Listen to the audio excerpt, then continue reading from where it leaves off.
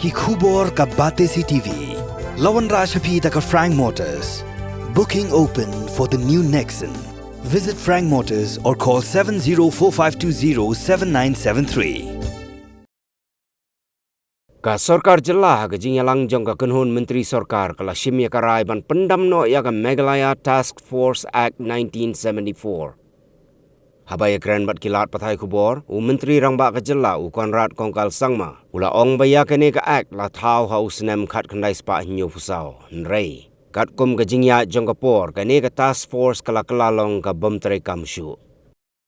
As you're aware that the Civil Task Force Act was made in 1974, and because of obviously the change in the systems and the fact that the need at that point in time when this Meghalaya Task Force was set up were different, and now in today's world the Meghalaya Task Force is almost redundant, where all the concerned employees who were there, necessary formalities have been completed, and they are all either retired or they've been given a golden handshake.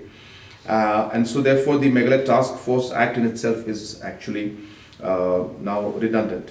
And hence, to ensure that there is no further complications, the Cabinet today has decided that it will be repealed, and there were 3 posts that were there in that. Those will be absorbed within the department in a different branch.